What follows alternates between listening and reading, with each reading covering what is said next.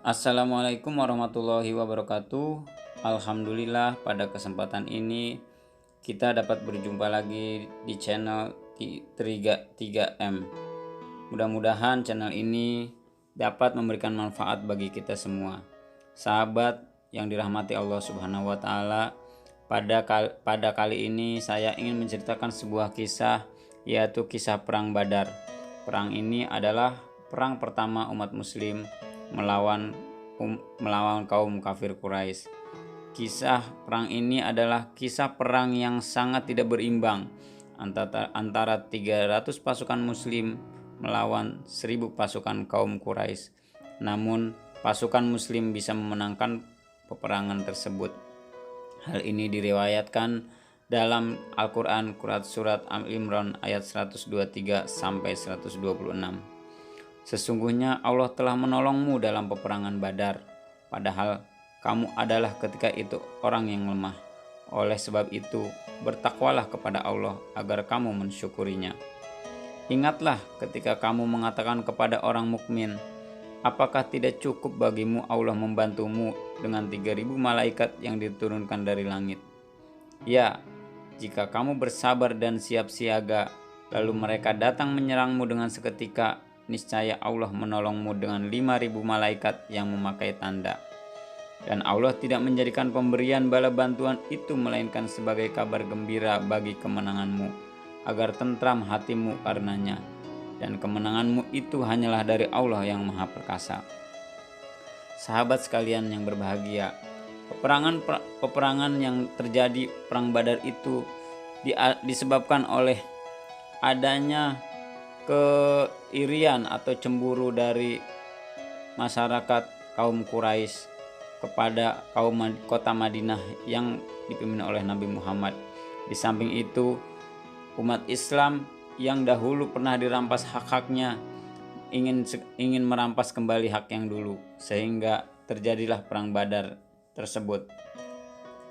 Sahabat sekalian yang berbahagia, perang Badar terjadi pada 17 Ramadan atau tepatnya tahun 2 Hijriah pada pagi hari.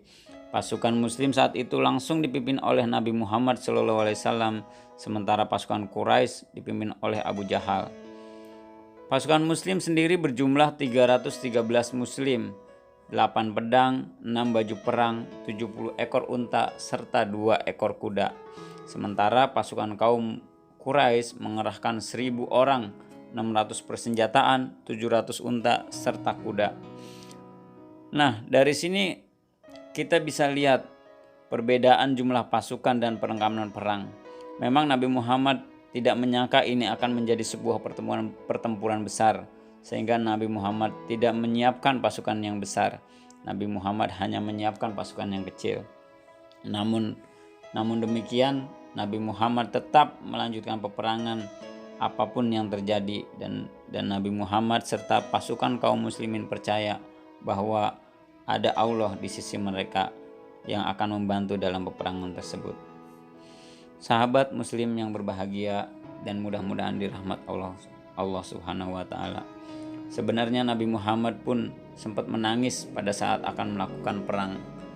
Bahkan Nabi Muhammad sempat berdoa, "Ya Allah, jikalau rombongan yang bersamaku ini ditakdirkan untuk binasa, maka tidak akan ada seorang pun setelah aku yang akan menyembahmu. Semua orang yang beriman akan meninggalkan agama Islam dan sejati."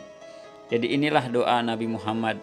Saking beliau melihat banyaknya pasukan muslim, tapi beliau tetap maju untuk menyerang, untuk mempertahankan eksistensi kaum muslimin.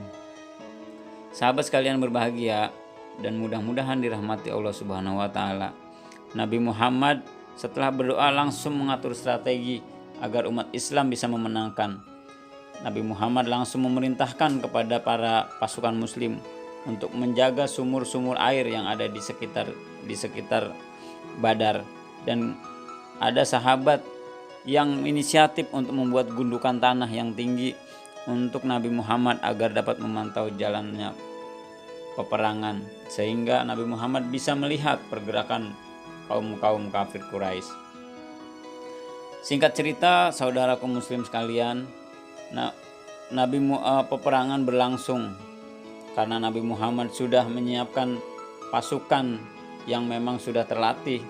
Nabi Muhammad memberikan instruksi untuk merapatkan pasukan dan melakukan formasi yang sesuai Nabi Muhammad perintahkan.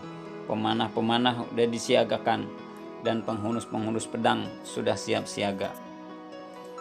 Saat pasukan kaum Quraisy menyerang, maka Nabi Muhammad memerintahkan kepada pasukan pemanah untuk menghalau pertama kali pasukan kaum Quraisy.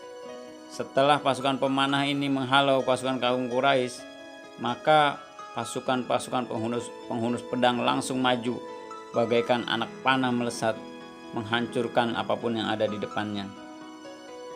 Sehingga pasukan kaum kafir Quraisy kocar-kacir dengan strategi tersebut. Jadi dengan semangat jihad yang dilakukan oleh para pemimpin oleh kaum muslimin. Perang dimenangkan oleh kaum muslimin.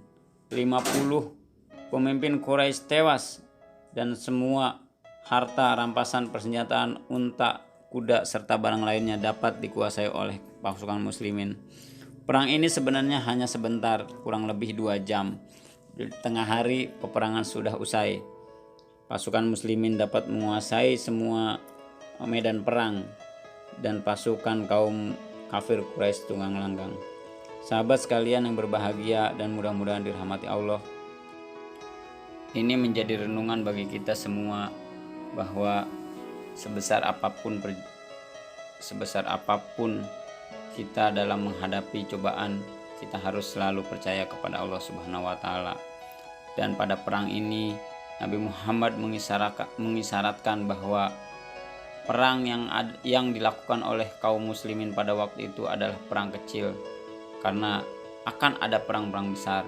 Seperti yang disabdakan oleh beliau, "Wahai kaumku, kita baru saja kembali dari jihad kecil, perang Badar, dan menuju jihad besar."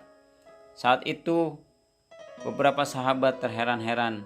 Bahkan para sahabat bertanya kepada Nabi Muhammad, "Apakah jihad yang lebih besar dari perang Badar itu, wahai Rasulullah?"